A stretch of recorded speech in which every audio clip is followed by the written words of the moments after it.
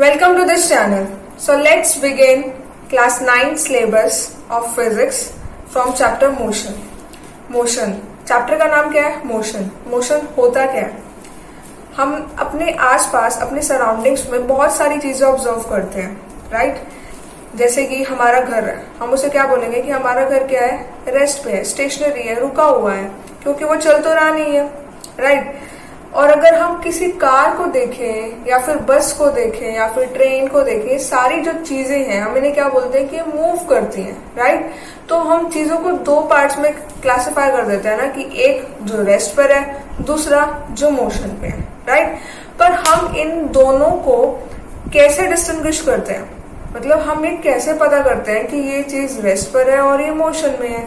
Because अगर हम car में कहीं जा रहे हैं, suppose we are moving in a car और यहाँ पर ट्री है, ठीक है? तो कार में कोई पर्सन अगर बैठा है तो उसे क्या लगेगा कि ये ट्री क्या है? पीछे जा रहा है, ठीक है? बट एक्चुअली में ट्री पीछे नहीं जाता, ट्री तो वहीं पर स्टेशनरी है, मूव क्या कर रहा है?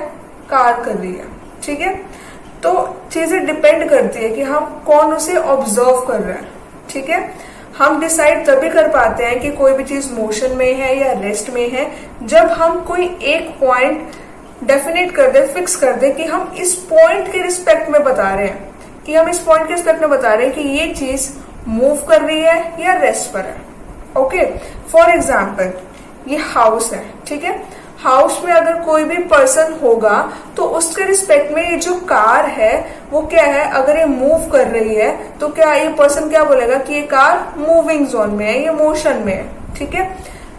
अगर यहाँ पर मैं इस पर्सन की बात करूं तो ये पर्सन क्या कहेगा कि मैं रेस्ट में हूं, मैं मूव नहीं कर रहा हूं, ठीक है? ये हाउस पीछे की तरफ जा रहा है, इस हाउस के अकॉर्डिंग ये मूव कर रहा है और इस पर्सन के अकॉर्डिंग ये हाउस पीछे जा रहा है. तो हम कैसे पता करेंगे कि कौन सा मोशन में और एक्चुअली में कौन सा रेस्ट में है? तो ये डिस्कस करने के लिए मैंने जैसे कि बोला कि हम किसी भी चीज को फिक्स पॉइंट मान लेंगे और जिस भी पॉइंट को हम फिक्स कर लेते हैं हम उस पॉइंट को नाम दे देते हैं रेफरेंस पॉइंट, कि हम कोई भी चीज की जो मोशन है वो बता रहे हैं किस पॉइंट के रिस्पेक्ट में? रेफरेंस पॉइंट के रिस्पेक्ट में. तो अब मुझे इस पूरे प्रोसीजर में कोई एक रेफरेंस पॉइंट अपनी मर्जी से फिक्स कर लेना है, ठीक है? तो मैं इस पर्सन को कर लेती हूँ रेफरेंस पॉइंट, मैं इस पर्सन को रेफरेंस पॉइंट मान लेती हूँ, ठीक है? तो इस पर्सन के अकॉर्डिंग ये पर्सन मूव कर रहा है क्योंकि ये कार के अंदर जा रहा है आगे, ठीक है? तो इस पर्सन के अकॉर्डिंग क्या है? ये मोशन में है कार, और ये पर्सन भी मोशन में है और उसके साथ ही जो भी ऑब्जेक्ट है वो भी मोशन में है, ठीक है? ऑन द अदर हैंड अगर मैं इस पर्सन को रेफरेंस पॉइंट मानूं तो इस पर्सन के अकॉर्डिंग ये ऑब्जेक्ट रेस्ट में है, ठीक है?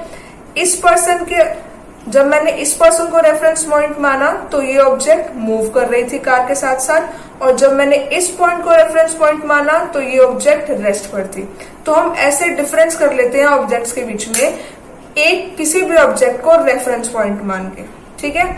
और मोशन हम उसी चीज को बोलेंगे जिसकी पोजीशन चेंज होती रहेगी बार बार, ठीक है? अगर कोई चीज रुका हुआ है तो वो कोई मोशन नहीं कर रहा. जिस भी ऑब्जेक्ट की इस पर्सन को जब मैंने रेफरेंस पॉइंट माना तो इस जो बैग है इसकी पोजीशन कॉन्टिन्यूसली चेंज हो रही है ना, तो मैं ये कहेगा कि ये ऑब्जेक्ट क्या है? मोशन में है. तो डेफिनेशन हमारी बन जाती है a body is said to be in motion when its position changes, जब उसकी पोजीशन बार बार चेंज होती रहे with respect to a stationary object. किसके रिस्पेक्ट में? इसके रिस्पेक्ट में, इसके अकॉर्डिंग. और इस ऑब्जेक्ट को हमने क्या माना हुआ है? रेफरेंस पॉइंट माना हुआ है. तो मोशन की डेफिनेशन समझ में आई? फॉर एग्जाम्पल ये डस्टर मैंने यहाँ रख दिया, ये मेरे रिस्पेक्ट में क्या है? रेस्ट में, ठीक है? अब ये मेरे रिस्पेक्ट में क्या हो गया? मोशन में हो गया, ठीक है? तो जब पर्सन अपनी पोजीशन चेंज करने लग जाए दूसरे स्टेशनरी के रिस्पेक्ट में तो उसे क्या बोलते हैं हम? मोशन में है वो ऑब्जेक्ट. मोशन मतलब कि कोई मूवमेंट करना, ठीक है? वो मूवमेंट किसी रेफरेंस पॉइंट के रिस्पेक्ट में करना, ठीक है? जैसे अगर क्लियर नहीं हुआ तो इन सिंपल लैंग्वेज ये एक नंबर लाइन है, ये O है, मैं बोल रही हूँ कि मैं इस पॉइंट ओरिजिन है ना, हम कोई भी डिस्टेंस जो मेजर करते हैं वो 0 पॉइंट से मेजर करते हैं 1 2, ठीक है? हम 1 यहाँ भी लिख सकते थे, यहाँ भी लिख सकते थे, नहीं, बट हमने 0 से स्टार्ट किया। तो 0 क्या है? रेफरेंस पॉइंट है। ठीक है, रेफरेंस पॉइंट हम 0 के रिस्पेक्ट में मेजर कर रहे हैं। 25 किलोमीटर में गई 0 के रिस्पेक्ट में। ठीक है, तो ये होता है रेफरेंस पॉइंट। रेफरेंस पॉइंट के रिस्पेक्ट में जब कोई चीज मूव कर रही होती है तो हम उस ऑब्जेक्ट को क्या बोल देते हैं कि ये ऑब्जेक्ट क्या है? मोशन में। ठीक है, अब हम अपनी मोशन को, जो हमारी ऑब्जेक्ट की मोशन है, उसको डिस्क्राइब करने के लिए हम 2 चीजों का यूज करते हैं। ठीक है, डिस्टेंस एंड डिस्प्लेसमेंट। ठीक है, डिस्टेंस ऑर्डिनरी, अगर हम सिंपल बात करें, अगर हमें डिस्टेंस और डिस्प्लेसमेंट के बारे में नहीं पढ़ा है तो हम डिस्टेंस और डिस्प्लेसमेंट को सिमिलर थिंग्स, एक जैसी चीजें ही कंसिडर करते हैं, कुछ ज्यादा डिफरेंस नहीं लेकर चलते हम। ठीक है, डिस्टेंस और डिस्प्लेसमेंट के बारे में अगर हमने अभी तक इसके बारे में नहीं पढ़ा है तो हम डिस्टेंस को क्या बोलते हैं? जैसे मैंने अपने घर से स्कूल तक का डिस्टेंस 5 किलोमीटर ट्रैवल करा, तो मैं बोल देती हूँ कि मैंने 5 किलोमीटर डिस्टेंस कवर करा। ठीक है, तो ये होता है डिस्टेंस। पर अगर डिस्टेंस ये है तो हम डिस्प्लेसमेंट को क्या कह रहे हैं? ठीक है, डिस्टेंस और डिस्प्लेसमेंट में ज्यादा डिफरेंसेस नहीं है, बस इतना सा डिफरेंस है कि जब मैं बोल रही हूँ कि मैंने 5 किलोमीटर ट्रैवल करा है तो ये क्या है? डिस्टेंस। ठीक है, पर अगर मैंने बोल दिया कि मैंने 5 किलोमीटर कौन से डायरेक्शन में ट्रैवल करा है, in north direction, in south direction, where, मैंने कहा ट्रैवल किया, कौन से डायरेक्शन में ट्रैवल करा है, तो जब मैं इस डिस्टेंस, इस मैग्नीट्यूड के साथ डायरेक्शन ऐड कर दूंगी तो वो क्या बन जाएगी? Quantity displacement. ठीक है, डिस्टेंस और डिस्प्लेसमेंट। अब एक और डिफरेंस समझो तुम, जैसे ये पॉइंट ए है, ये पॉइंट बी है एंड ये पॉइंट सी है। पर्सन गया इस ए पॉइंट से बी पॉइंट तक, ओके, तो पर्सन को ए से बी जाना है। सपोज कि बी पे इसका कोई फ्रेंड का हाउस है, राइट, फ्रेंड का हाउस, और फिर उसे सी पॉइंट पे जाना है जहां उसको एक्चुअली कुछ काम था। ठीक है, तो उसने सोचा कि काम करने से पहले मैं अपने फ्रेंड से थोड़ा सा मिल लेता हूँ, तो वो पहले ए पॉइंट से बी पॉइंट तक चला गया। ठीक है, फिर वो बी पॉइंट से सी पॉइंट तक गया। ए पॉइंट से बी पॉइंट तक 5 किलोमीटर था, फिर बी से सी कितना था? 5 किलोमीटर। ठीक है, तो उसने टोटल डिस्टेंस कितना ट्रेवल करा? 5 + 5 10 kilometre, right. But what about displacement? Displacement कितना कवर किया उसने? डिस्प्लेसमेंट को, डिस्टेंस तो बिल्कुल सिंपल है, जितना उसने ट्रेवल करा सिंपली उसको आप ऐड करते जाओ। डिस्प्लेसमेंट में हम देखते हैं कि सबसे शॉर्टेस्ट पाथ क्या है। ठीक है, जैसे कहीं भी जाने के लिए हम देखते हैं ना कि सबसे छोटे वाला पाथ क्या है, तो डिस्प्लेसमेंट वही है, सबसे शॉर्टेस्ट पाथ। ठीक है, तो ए से सी पहुंचने के लिए वो इतना लंबा क्यों ट्रैवल करेगा? वो डायरेक्ट ए से सी पॉइंट तक जा सकता है। तो ये जो शॉर्टेस्ट पाथ होता है हम इसे डिस्प्लेसमेंट बोलते हैं। इस शॉर्टेस्ट पाथ को हम क्या बोलेंगे? डिस्प्लेसमेंट। और इस शॉर्टेस्ट पाथ का हम सपोज कर लेते हैं कि 7 किलोमीटर था टोटल डिस्टेंस। ठीक है, तो 10 किलोमीटर से तो कम ही है और ये शॉर्टेस्ट पाथ है।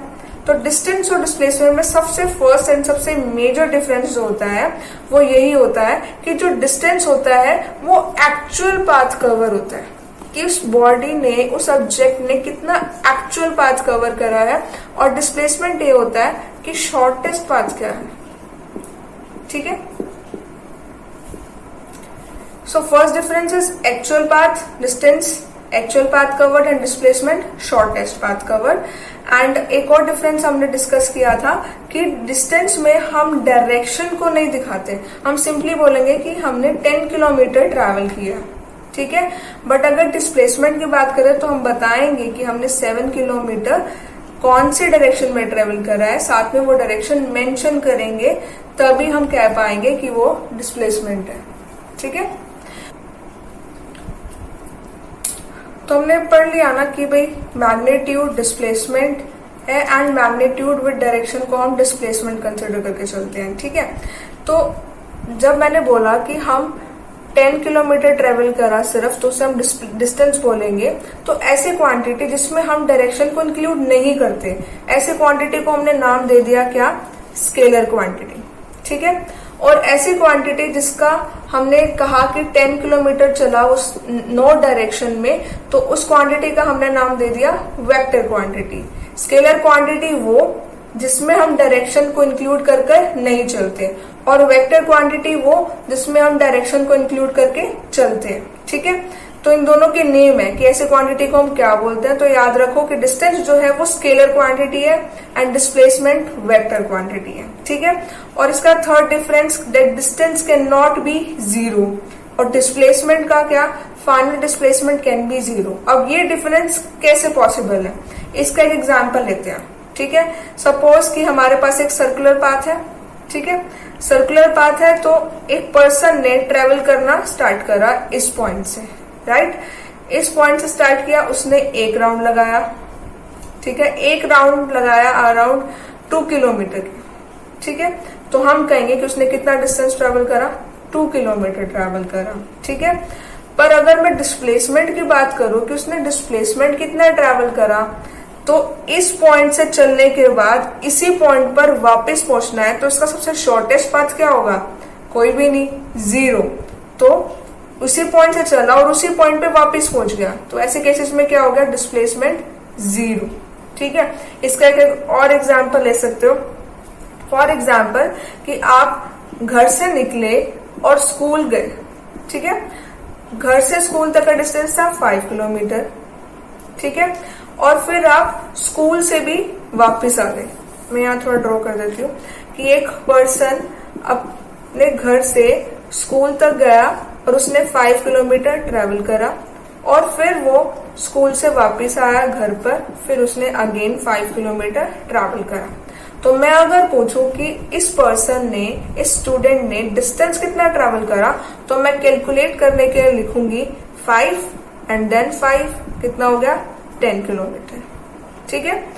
बट अगर मैं डिस्प्लेसमेंट की बात करूं, तो डिस्प्लेसमेंट में हम क्या करते हैं, डायरेक्शन कंसीडर करते हैं। तो मैं क्या कहूंगी, 5 किलोमीटर, अब मैं मान लेती हूँ कि ये डायरेक्शन पॉजिटिव है, तो वो उल्टा आ रहा है, तो उसके लिए रिटर्न डायरेक्शन क्या हो जाएगी, नेगेटिव हो जाएगी, क्योंकि हमने इसमें डायरेक्शन लेकर चलनी है।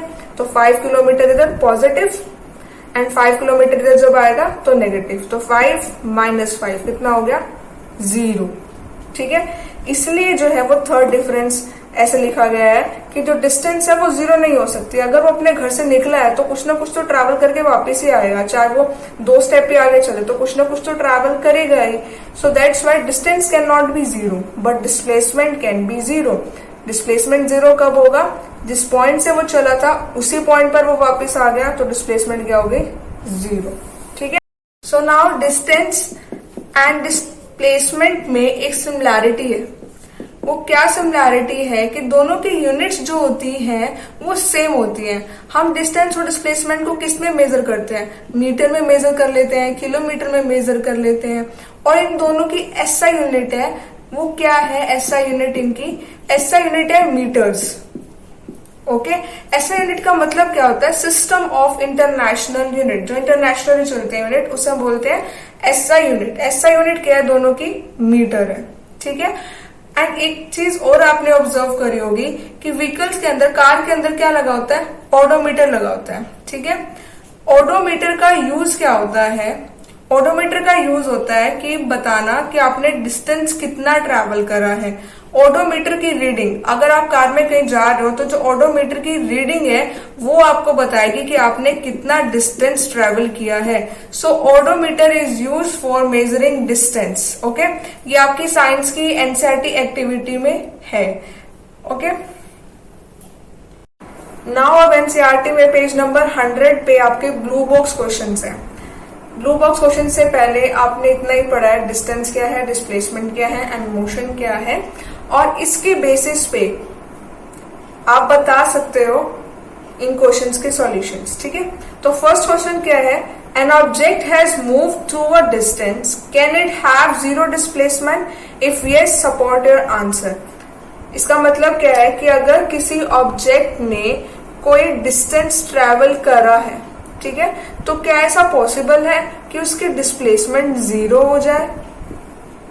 क्या ऐसा पॉसिबल है? डू यू थिंक सो?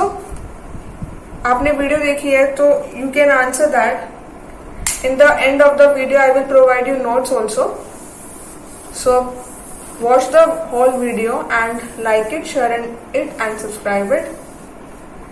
तो अब बताओ इसका आंसर, डिस्प्लेसमेंट जो है क्या वो 0 हो सकती है? यस ऑफ कोर्स 0 हो सकती है। हमने एग्जाम्पल भी डिस्कस किया था वीडियो में, जब हम सर्कुलर ट्रैक में चलते हैं तो एक राउंड कंप्लीट होने के बाद हम वापस उसी पॉइंट पे आ जाएं तो डिस्प्लेसमेंट क्या उसकी 0 कंसीडर करी जाएगी। और भी एग्जाम्पल हमने कंसीडर करे थे कि अगर कोई पर्सन अपने होम से निकला है, स्कूल तक गया है और स्कूल से वापस घर पर आ गया है तो उसने कोई डिस्प्लेसमेंट एक्चुअली में नहीं किया, तो 0 डिस्प्लेसमेंट कंसीडर करेंगे हम। तो हम इसके आंसर में लिख सकते हैं yes, if an object has moved through a distance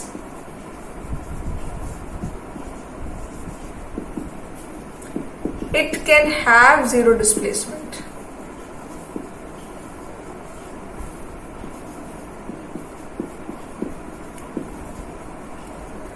and इसका एग्जाम्पल क्या रहेगा? इसका एग्जाम्पल रहेगा सर्कुलर ट्रैक का। आप लिख सकते हो इसका example. For example, if a person runs along a circular path,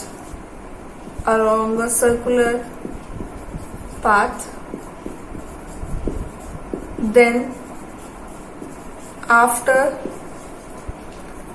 completion of one round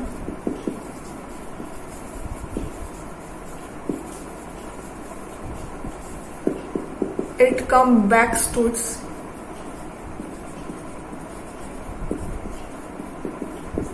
initial position.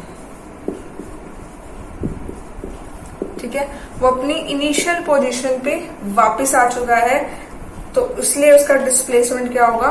0 होगा। Okay, so now clue box question number 2। A farmer moves along the boundary of a square field of side 10 meter in 40 seconds. What will be the magnitude of displacement of the farmer at the end of the 2 minute 20 seconds from his initial position? क्या कह रहे हैं इस question में कि एक farmer है जो कि इस स्क्वायर के अलोंग चल रहे हैं। ठीक है, इस स्क्वायर के अलोंग चल रहा है, बाउंड्री के अलोंग चल रहा है। ठीक है, सपोज कि फार्मर ने यहां से चलना स्टार्ट करा तो वो ऐसे चला, ये बाउंड्री के अलोंग चल रहा है। ठीक है, बाउंड्री के लॉन्ग चल रहा है। उसके बाद क्या लिखा हुआ है? Boundary of a square field of side 10 meter. That means square की साइड कितनी है? 10 मीटर। स्क्वायर की सारी साइड्स इक्वल होती हैं, तो 10 मीटर सारी 10 मीटर हो गई। ठीक है, इन 40 सेकेंड्स। ठीक है, तो उसमें क्या कह रहे हैं कि जो फार्मर है वो एक राउंड कंप्लीट 40 सेकेंड्स में कर रहा है। एक राउंड का मतलब क्या कि अगर फार्मर ने यहां से स्टार्ट किया है तो यहां से स्टार्ट होके पूरा एक राउंड कंप्लीट वापस इस पोजीशन पे पहुंच गया, और उसको ऐसा करने में कितना टाइम लगा? 40 सेकेंड्स लगा। So we can write here 1 round in 40 seconds. Okay, तो उसने एक राउंड 40 सेकेंड्स में कवर किया है। What will be the magnitude of displacement of the farmer? हमें क्या निकालना है? डिस्प्लेसमेंट। डिस्प्लेसमेंट का मतलब पता है ना आपको? Shortest path covered is called displacement. तो हमें डिस्प्लेसमेंट फाइंड आउट करना है of the farmer at the end of 2 minute 20 seconds। 2 minute 20 seconds का मतलब क्या है? इतने टाइम बाद हमें बताना है कि उस फार्मर ने कितनी डिस्प्लेसमेंट कवर करी है। ठीक है, तो इतने टाइम में, टाइम किस में दिया हुआ है? मिनट्स में दिया हुआ है, तो हम इसे पहले सेकंड्स में कन्वर्ट कर लेते हैं ताकि दोनों की यूनिट सेम हो जाए, और सेकंड्स ऐसा यूनिट भी होती है। So total time is 2 minute 20 seconds. 1 minute में कितने सेकेंड्स होते हैं? 60 सेकेंड्स होते हैं। सो 2 मल्टीप्लाई 60 प्लस 20, क्या आंसर आ गया? 140 seconds. So total time 140 seconds. तो हमें क्या फाइंड आउट करना है कि 140 सेकेंड्स के बाद उस फार्मर ने डिस्प्लेसमेंट कितनी कवर करी है। ठीक है, तो अब हमें क्या करना होगा? देखो, आप इसे ऐसे समझ सकते हो कि अगर आप शॉपकीपर के पास गए, आपको टॉफीज बाय करनी है, चॉकलेट्स बाय करनी है, ठीक है, कैसा भी आप एग्जाम्पल कंसिडर कर सकते हो। तो 1 रुपीज में अगर आपको 4 टॉफीज मिल रही हैं, ठीक है, पर आपको चाहिए 140 टॉफीज, ठीक है, तो 140 टॉफीज के लिए आपको कितने मनी देनी पड़ेगी शॉपकीपर को, राइट? अगर 1 रुपीज में 4 टॉफीज मिल रही हैं, तो 140 टॉफीज बाय करने के लिए आपको कितनी मनी देनी पड़ेगी? तो ये सिंपली आप फाइंड आउट कर सकते हो कैसे? 140 को 4 से डिवाइड करके, और इस केस में क्या करना पड़ेगा? इस 140 को 40 से डिवाइड करके। तो 140 को आप 40 से डिवाइड करो, ठीक है, डिवाइड करके बताओ कि क्या आंसर आया। डिवाइड 140 बाय 40, कितना आया? 3.5। ये 3.5 क्या आया? नंबर ऑफ राउंड्स, ठीक है। 1 राउंड कंप्लीट किया था उसने 40 सेकेंड्स में, ठीक है। तो 140 सेकेंड्स में उसने कितने राउंड कवर करे? तो हमने इन दोनों को डिवाइड करा और पता लगाया कि उसने कितने राउंड्स कवर किए, ठीक है। तो हमें पता लग गया कि उसने 3.5 राउंड्स कवर किए। अब स्क्वायर था ये, फार्मर को कंसीडर कर लो किसी भी पॉइंट से, इस पॉइंट से कंसीडर कर लेते हैं, इस पॉइंट को नाम दे देते हैं ए। तो अगर उस फार्मर ने ए पॉइंट से चलना स्टार्ट करा है तो उसने 3.5 राउंड लगाए हैं। तो 1 round complete, again at the same position. Similarly 2nd round again at the same position, 3rd round again at the same position, ठीक है। जब तक वो सेम पोजीशन पे आता रहा तब तक डिस्प्लेसमेंट 0 होती रहेगी, क्योंकि हमने कहा था डिस्प्लेसमेंट अगर हमने सेम पॉइंट से स्टार्ट करा है और सेम पॉइंट पे वापस आ गए हैं तो डिस्प्लेसमेंट हमारी 0 होती है। तो इस 3 राउंड्स के लिए हमारी कोई डिस्प्लेसमेंट ही नहीं होगी। तो हमें सिर्फ कैलकुलेशन करनी है इस 0.5 राउंड के लिए, ठीक है। तो हमें सिर्फ ये देखना है कि 0.5 राउंड्स के बाद वो कहां पर होगा फार्मर, और फिर उसके लिए हम डिस्प्लेसमेंट कैलकुलेट कर लेंगे, ठीक है। तो अब देखो, ए पॉइंट से स्टार्ट किया, हाफ राउंड करना है ना, तो हाफ राउंड में वो जहां से जाएगा सिर्फ वो यहां तक ही जाएगा, ठीक है, क्योंकि उसे कंप्लीट राउंड नहीं करना, हाफ राउंड करना है। तो इस पोजीशन को मैं नाम दे देती हूँ सी, ओके। अब ए और सी के बीच में हमें डिस्प्लेसमेंट फाइंड आउट करनी है, डिस्टेंस नहीं। डिस्प्लेसमेंट होती है शॉर्टेस्ट पाथ। तो शॉर्टेस्ट पाथ ए और सी के बीच में क्या होगा? ये स्क्वायर का डायगोनल, ओके। तो स्क्वायर के अगर डायगोनल की वैल्यू हमें पता लग जाए तो हम इजीली बता सकते हैं कि फार्मर ने इतने टाइम के बाद 140 सेकेंड्स टाइम के बाद इतना डिस्प्लेसमेंट कवर किया, ओके। तो अब देखो, स्क्वायर है ना, तो स्क्वायर क्या होता है? 90 डिग्री एंगल बनाता है। अगर 90 डिग्री एंगल बनाता है तो हम इस पे पाइथागोरस थ्योरम लगा सकते हैं। अकॉर्डिंग टू पाइथागोरस थ्योरम क्या होती है? हाइपोटेन्यूज का स्क्वायर इक्वल टू परपेंडिकुलर का स्क्वायर प्लस बेस का स्क्वायर, ओके। हाइपोटेन्यूज मतलब सबसे लॉन्गेस्ट साइड ये वाली, इसे हाइपोटेन्यूज बोलेंगे। Then perpendicular and then base. Square की साइड कितनी मीटर थी? 10 मीटर थी, ठीक है। तो अब हाइपोटेन्यूज की तो वैल्यू हमें फाइंड आउट करनी है। तो हाइपोटेन्यूज क्या है हमारा? एसी। तो मैं यहां लिख देती हूँ एसी का whole square equal to perpendicular क्या है? ये, इस पॉइंट को नाम दे देती हूँ मैं बी।